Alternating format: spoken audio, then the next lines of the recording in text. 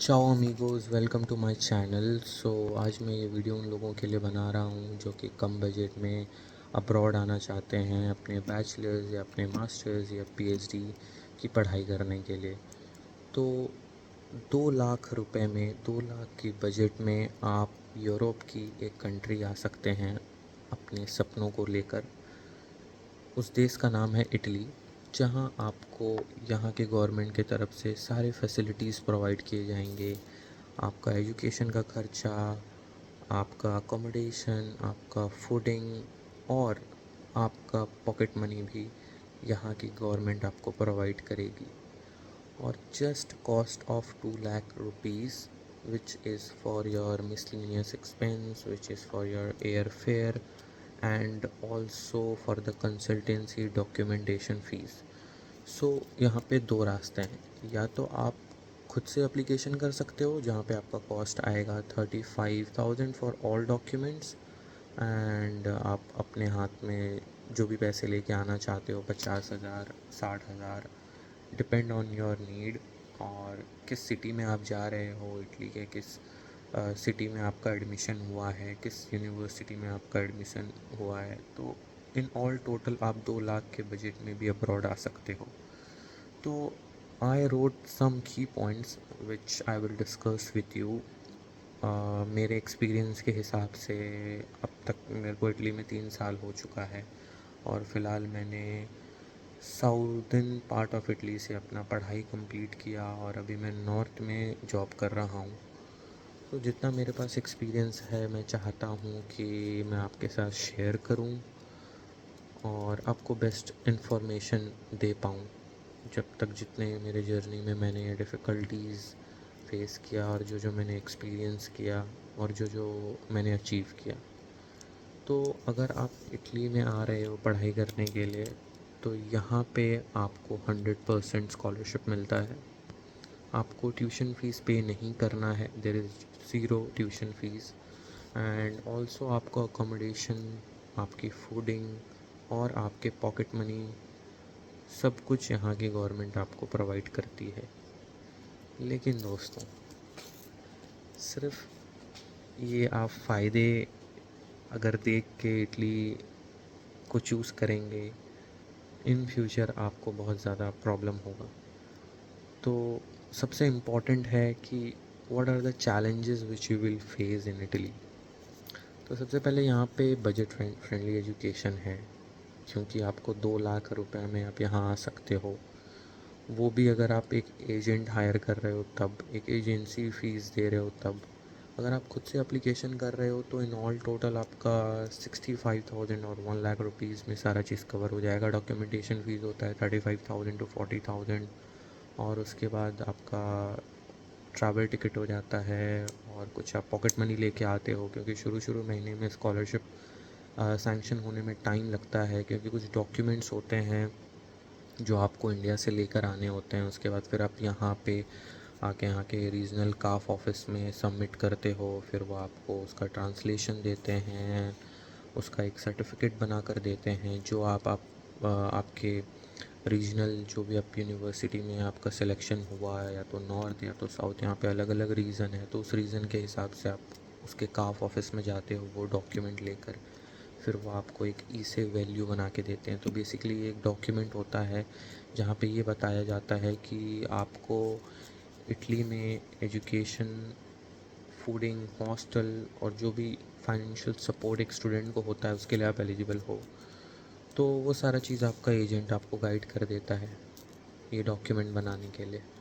तो कुछ पॉइंट्स हैं कुछ एक्सपीरियंस के हिसाब से जो मैंने लिख कर रखे हैं अभी तक, मैं उसको डिस्कस करता हूँ आपके साथ।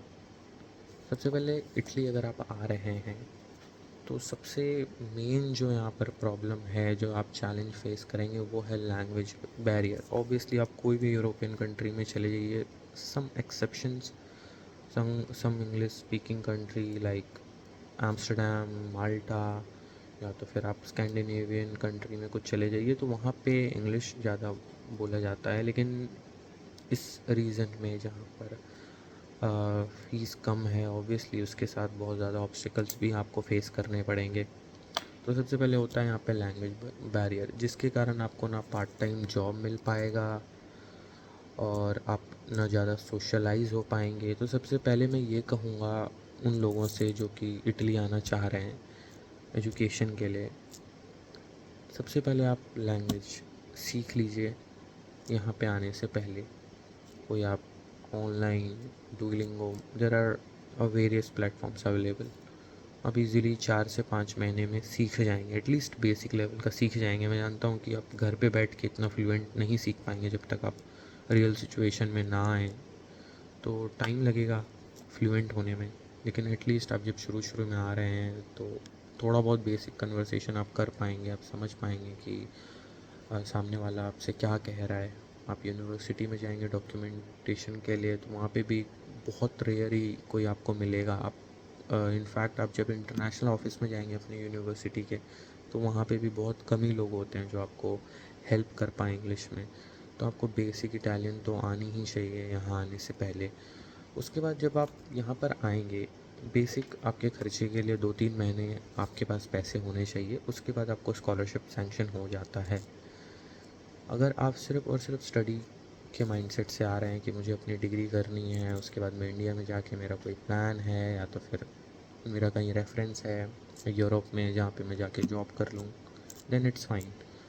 अगर आपका कोई प्लान नहीं है और आपने सिर्फ इटली को चूज़ कर लिया है और आप यहाँ आके पढ़ाई करके सोच रहे हैं आप जॉब करें, तो उसके पहले बहुत सारे फैक्टर्स हैं जो आपको कंसिडर करना चाहिए यहाँ आने के पहले।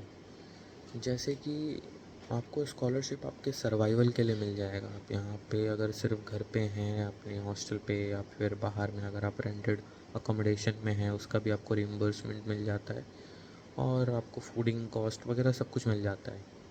अगर आप घर पैसे नहीं भेजने चाहते हैं और सिर्फ अपने बेसिक खर्चों को मैनेज करना चाहते हैं, तो वो मैनेज हो जाएगा, उसके लिए आपको टेंशन नहीं लेना पड़ेगा। During your entire course that will be taken care by the regional government of Italy। और अगर आप साइड इनकम चाहते हैं, आप चाहते हैं कि घर वाले को भी थोड़ा सपोर्ट कर पाएँ, तो उस इरादे से अगर आप आ रहे हैं और आप सोच रहे हैं कि आप पार्ट टाइम जॉब्स करके मैनेज कर लेंगे, तो दोस्त बहुत ज़्यादा मुश्किल है यहाँ पे। आपको और जॉब करने के लिए भी बेसिक इटालियन आनी ज़रूरी है। और उसके बाद भी आप जब कोर्स कंप्लीट कर लेंगे, चाहे आप कोई से भी फील्ड से रिलेटेड हों, आपको लैंग्वेज आनी ही चाहिए प्रोफेशनल जॉब लेने के लिए भी। और अब बात करते हैं कि यहाँ पे लिविंग स्टैंडर्ड कैसा है। तो हम जब इंडियन बाहर जाने की सोचते हैं, तो हमारे दिमाग में ये रहता है कि हम बाहर जाएंगे, अच्छी लिविंग स्टैंडर्ड हमें मिलेगी, अच्छा घर होगा, स्विमिंग पूल होगा, अच्छा लोकेलिटी होगा, अच्छा बेसिकली एक अच्छा इंफ्रास्ट्रक्चर होगा, एक मॉडर्न सिटी और सब कुछ को लेकर। लेकिन इटली वैसा नहीं है। इटली बहुत ज़्यादा पुराना सिटी है विथ ऑलमोस्ट 60 मिलियन पीपल। और यहाँ का टेम्परेचर भी same like India, similar like India, warm है और माइल्ड विंटर्स है जैसे हमारे इंडिया में होता है। तो यही है कि अगर आप बाहर आ रहे हैं और आपके मन में ये है कि कनाडा या तो फिर यूएस जैसी वाइब मिले, तो थोड़ा मुश्किल है। लेकिन हाँ, यहाँ के लोग बहुत फ्रेंडली हैं, बहुत हेल्पफुल हैं, तो मन लग जाता है। लेकिन यहाँ के टेम्परेचर सेम है, गर्मियों में भी आपको उतनी गर्मी लगेगी। और सबसे ज़्यादा प्रॉब्लम यहाँ पे ये है कि यहाँ पे घर मॉडर्न नहीं है।